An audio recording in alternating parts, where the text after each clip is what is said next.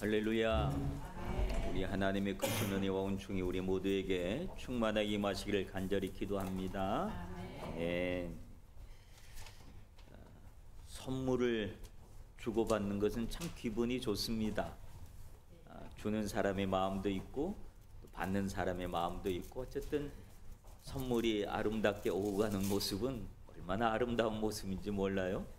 지난주는 발렌타인데이라고 해서 혹시 초콜릿을 또 주고받고 많이 했나요? 우리 집도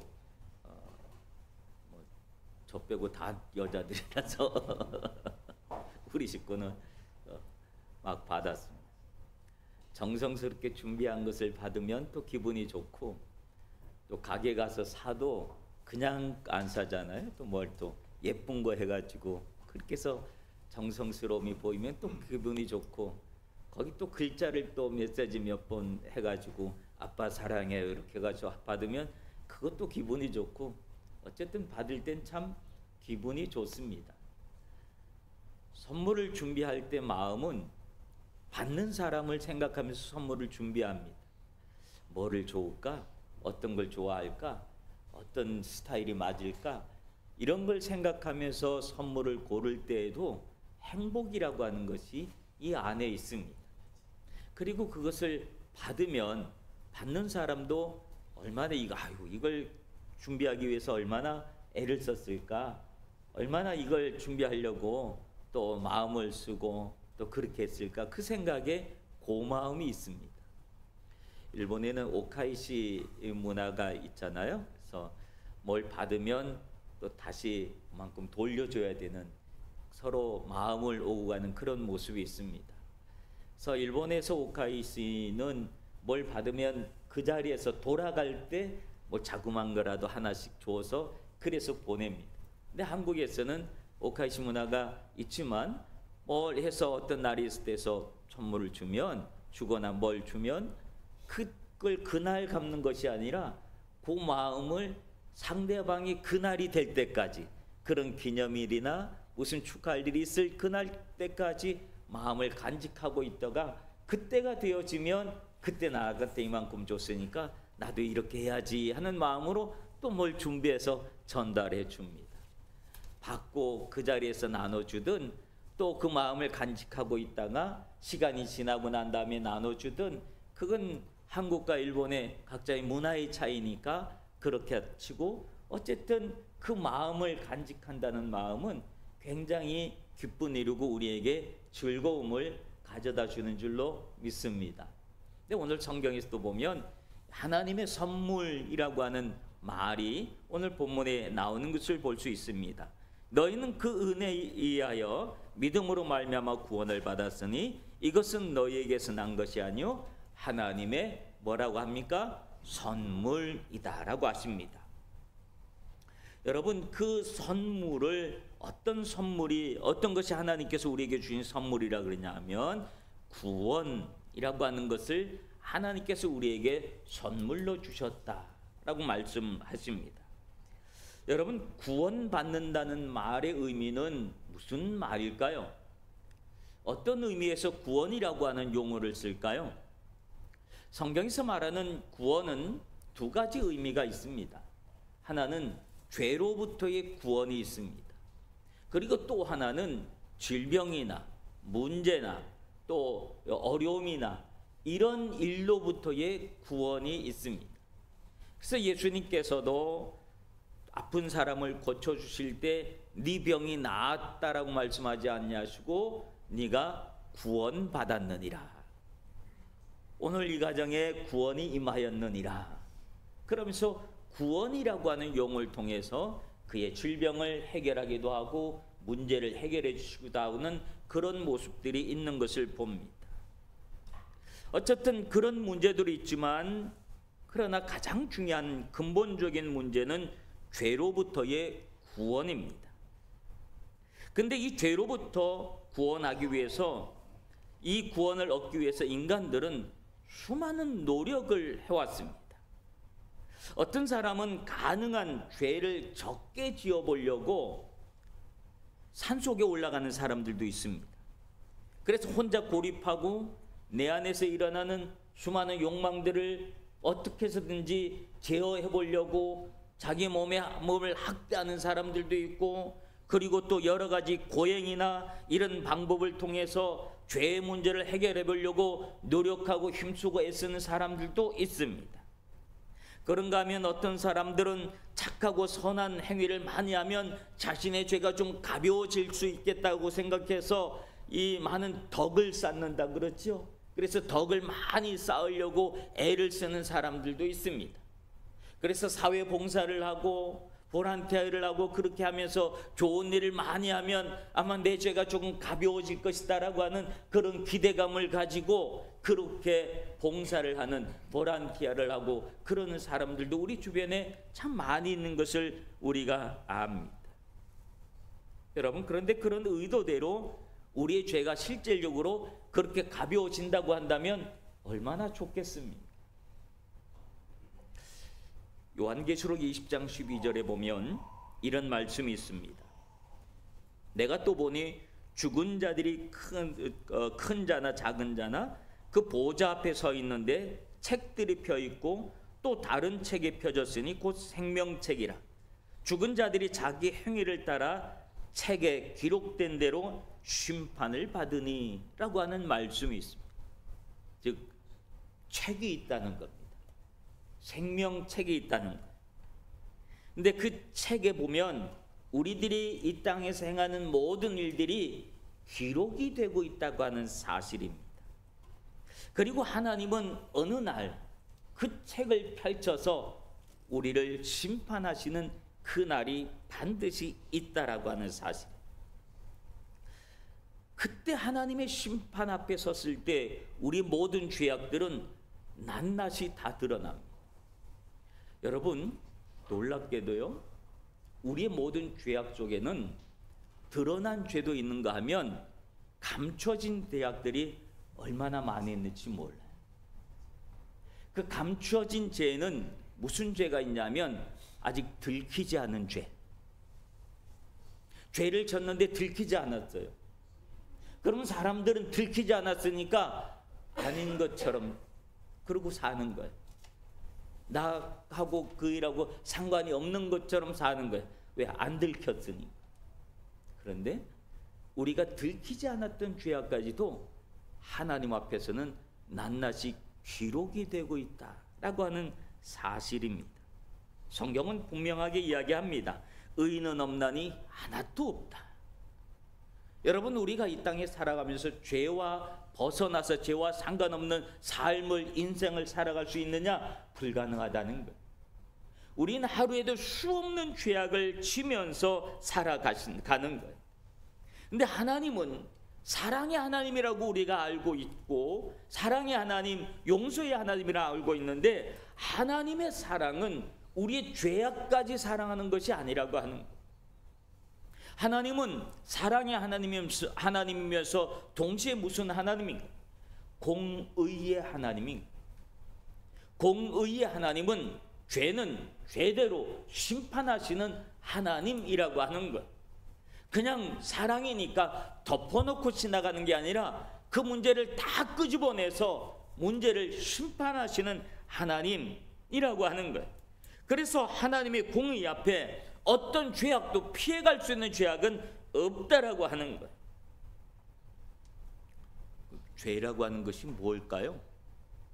죄는 몇 가지 종류가 있는데, 첫 번째는 강도, 살인, 도적질, 간음, 이런 것처럼 우리가 하지 말아야 될 것을 하는 그런 죄가 있고, 또 부모 공경, 이웃사랑, 이런 것처럼 마땅히 해야지 되는데 하지 않은 죄도 있습니다.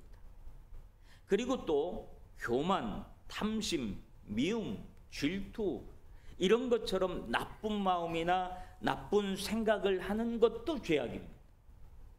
그리고 가장 큰 죄악은 뭐냐면 하나님을 하나님으로 믿지 않는 것이 가장 커다란 죄악입니다. 이런 기준으로 본다면 우리는 하루에도 수없이 많은 죄악을 저지르면서 살아간다고 하는 거예요. 그리고 중요한 것은 그 내용들이 지금 이 시간에도 생명책에 뭔가가 기록되고 있다고 한다는 사실입니다. 아마 지금 이 시간에도 많은 것들이 기록되고 있을지도 모릅니다. 그러므로 인간은 인간의 힘으로 스스로를 구원한다는 것은 불가능한 이야기입니다. 그리고 무엇보다도 중요한 것은 우리가 믿건 안 믿건 좋던 싫던 간에 하나님은 그 심판의 날에 우리를 심판하신다는 사실이 중요한 사실입니다. 내가 믿든 안 믿든 좋든 싫든 상관없이 하나님은 우리의 모습을 보고 판단하신 것이 아니라 하나님의 공의의 기준으로 우리를 그렇게 판단, 심판하신다는 겁니다. 그런데 오늘 읽은 본문의 내용은 어떤 내용입니까? 그 은혜에 의하여 믿음으로 말미암아 구원을 받았으니 이것은 너희에게서 난 의가 아니요 하나님의 선물이다 라고 합니다. 그 죄악으로부터 하나님은 우리에게 구원이라고 하는 선물을, 영생을 선물로 우리에게 주셨다라고 하는 사실입니다. 하나님 그 선물을 어떻게 우리에게 주셨을까요? 하나님은 어떻게 하나님이 그 공의를 훼손시키지 않으면서 하나님의 사랑을 이루어 주셨나? 옛날 러시아 제국에 식량이 많이 부족했는데 사람들이 먹고 살 것이 없어서 그 군비 그거를 훔치는 사건들이 자주 일어났습니다.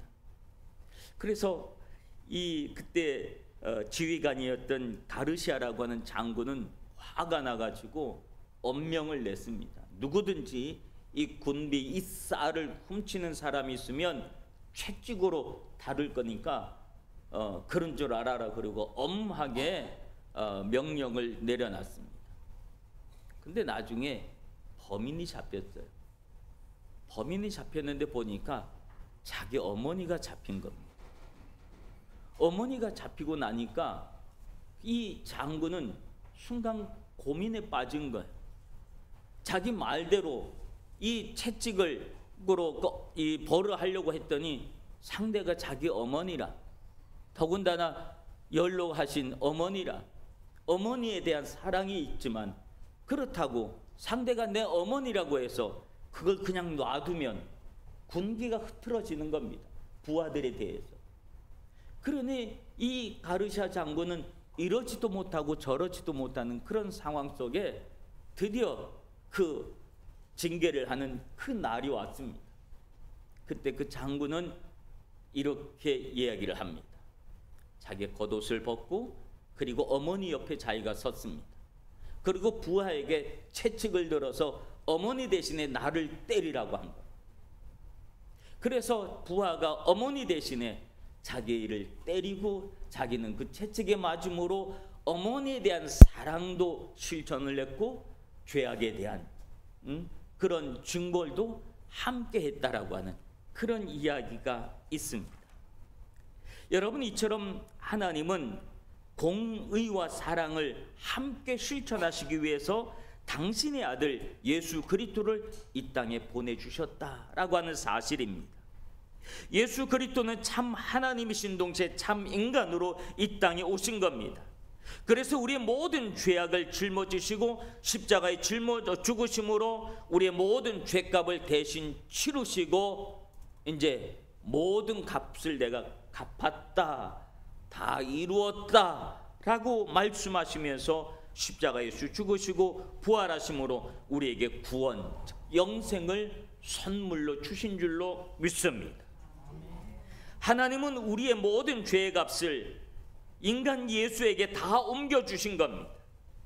그래서 예수를 세례 요한은 말하기를 최상치를 죄를 지고 가는 하나님의 어린 양이라고 말했습니다. 이사야서 53장 6절에 보면 우리는 다 양 같아서 그릇 행하여 각기 제 길로 갔거늘 여호와께서는 우리 모두의 죄악을 그에게 담당시키셨도다 라고 분명히 말씀해 주고 있는 것을 봅니다. 그렇게 해서 우리에게 영생 곧 구원을 선물로 주신 것입니다. 그렇다면 그 선물을 우리가 어떻게 받을 수 있을까요? 그것은 믿음입니다. 아무리 하나님께서 영생을 선물로 주셔도 그것을 믿지 않으면 우리에게 예수님은 우리와 아무런 상관이 없는 분이십니다.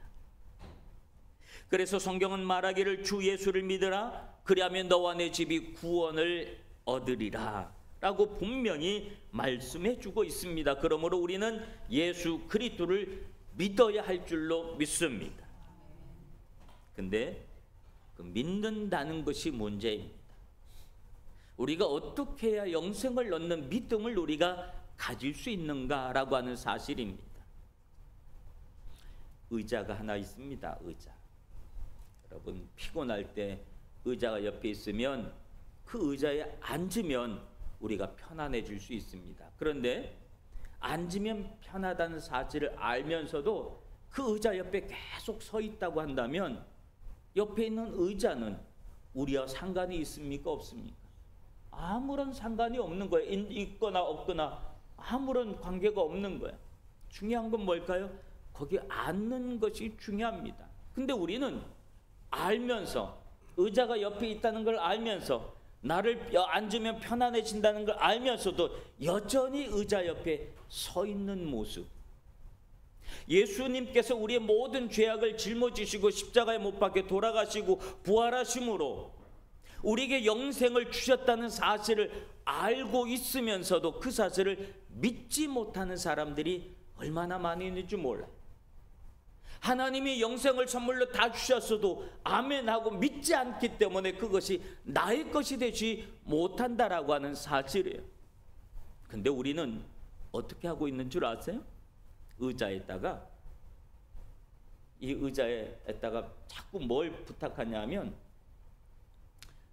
하나님 내 건강의 문제 좀 해결해 주세요. 그리고 건강의 문제 부탁을 해요. 하나님 우리 자녀의 문제, 아이가 대학 가야 되는데 또 학교에서 무슨 일이 있는데 그거 해결해 주세요. 그리고 그걸 또 부탁을 해요. 내가 사업해야 되는데 이런 문제가 조금 있습니다. 그것도 좀 해결하도록 부탁해요. 우리가 자꾸 기도 제목을 자꾸 내놓는 거예요. 내 기도 제목을 자꾸 내놓는. 근데 어떻게 보면 그것도 믿음 아닙니까? 라고 말할 수 있습니다. 그래요. 그것도 믿음이에요. 어떤 믿음일까요? 문제를 해결해 주신다는 그 믿음을 가지고 있기 때문에 그래요. 유막구 울음소리가 얼마나 기분 좋은지 몰라. 괜찮아요. 울어도 괜찮아요. 얼마나 좋은지 몰라. 애기 울음소리가 얼마나 행복해요 우리를. 그죠? 근데 우리는 문제를 자꾸 맡기는 것은 하는데 날 위해서 기도해 주시라고는 다 하는데 의자에 앉진 않는다. 무슨 말이냐면 주님이 나를 위해서 십자가에 못 박혀 돌아가셨다는 사실도 다 아는데 그분을 신뢰하지 않는다는 거예요.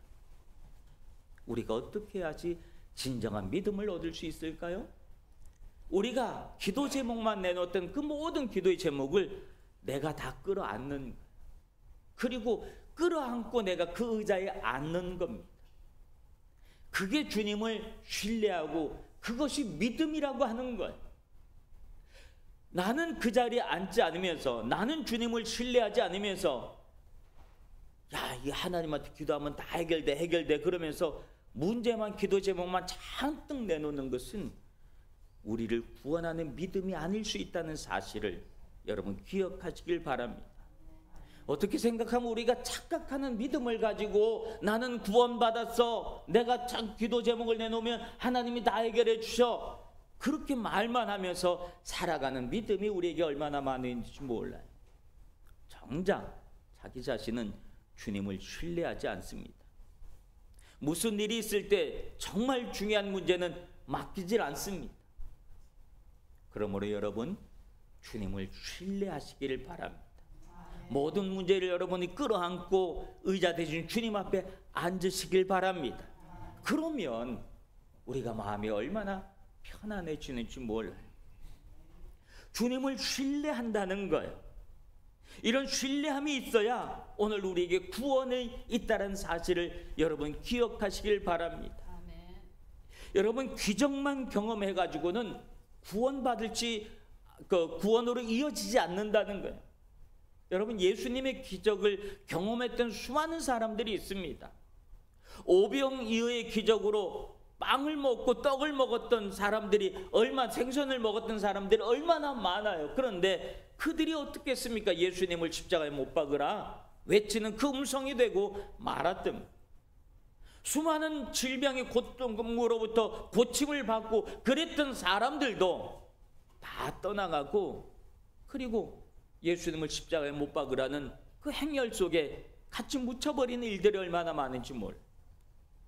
내가 기적을 경험했다고 그 기적을 경험한 것이 곧 내가 구원받았다는 사실이 아니라고 하는 사실을 기억하시길 바랍니다. 중요한 믿음은 그분을 신뢰하는 겁니다. 그분을 받아들이는 겁니다. 그리고 나의 모든 인생의 문제를 내가 끌어안고 주님 앞에, 의자 대신 주님 앞에 앉는 것. 그러면 주님은 우리의 모든 문제를 해결해 주시는 줄로 믿습니다. 우리에게 진정한 평안을 그때서야 해결해 주신 줄로 믿습니다. 왜? 내가 의자에 앉았으니까 편안하잖아요. 계속 서 있기만 하니까 힘든 겁니다. 여러분 주님 앞에 앉으시길 바랍니다. 주님은 우리를 그렇게 받아들이시기를 원하시는 줄로 믿습니다.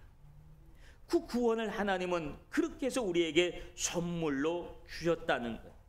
근데 그 선물은 우리가 아무리 노력하고 힘쓰고 애쓴다 해도 얻을 수 있는 것이 아니었기 때문에 하나님은 우리에게 선물로 주실 수밖에 없었다는 사실을 여러분 기억하시길 바랍니다. 그러므로 그 주님을 믿고 신뢰할 수 있는 여러분들이 되시길 바랍니다.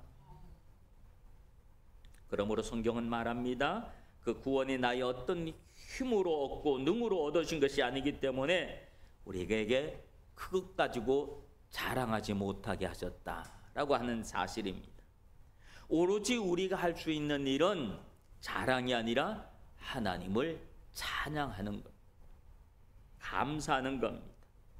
기쁨으로 살아가는 겁니다. 그리고 내가 누리고 있는 이 영생의 기쁨을 이제는 다른 사람에게도 전하는 것이 선물 받은 자의 기쁨인 줄로 믿습니다.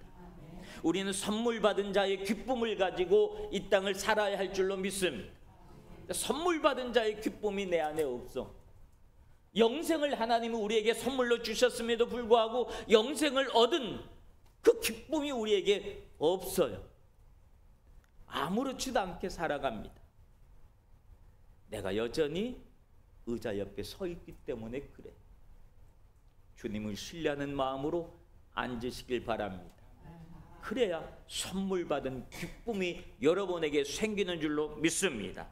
그 선물 받은 기쁨을 가지고 있다면 우리는 우리에게 선물을 주신 그분을 찬양하지 않을 수 없고 감사하지 않을 수 없고 기뻐하지 않을 수 없는 줄로 믿습니다.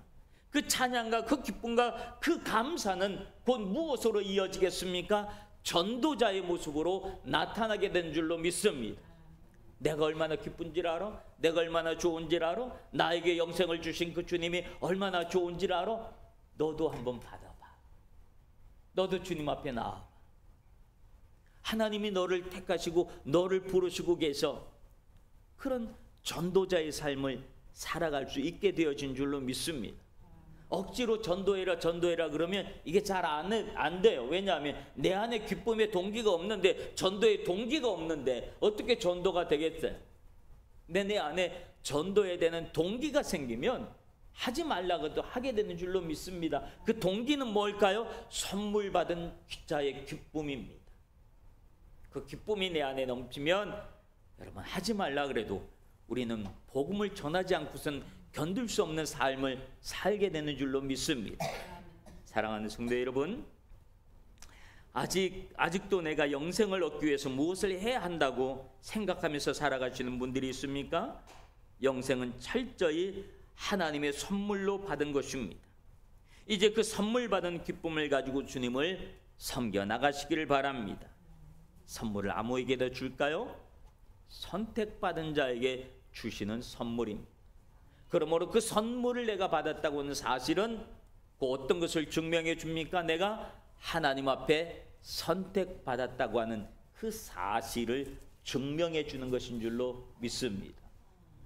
그러므로 내가 하나님의 택한 백성이라고 하는 그 기쁨을 가지고 그 감사를 가지고 오늘 우리 주변에 아직도 하나님이 택하셨는데 그 사실을 알지 못하고 있는 이들에게 그리스도의 복음을 증거하는 믿음의 삶을 살 수 있기를 주님의 이름으로 축원합니다. 그리고 여러분 웃음으로 기쁨으로 사시길 바랍니다. 영생을 선물로 주신 그 주님께서 우리에게 무엇이든 안 주시겠습니까? 주님은 우리가 구하는 모든 것들, 우리에게 필요한 모든 것들을 더하여 주시는 분이신 줄로 믿습니다. 그러므로 그 기쁨으로 한 주간을 믿음으로 승리하며 살아갈 수 있는 우리 모든 성도들 되시길 주님의 이름으로 축원합니다. 기도하겠습니다. 영생을 선물로 받은 그 기쁨으로 감사하며 찬송하며 기쁨으로 살아갈 수 있도록 하게 하시고 그 선물 받은 기쁨으로 나의 이웃에게 복음을 증거하는 믿음의 삶을 살아가게 하옵소서. 예수 그리스도의 이름으로 기도하옵나이다. 아멘.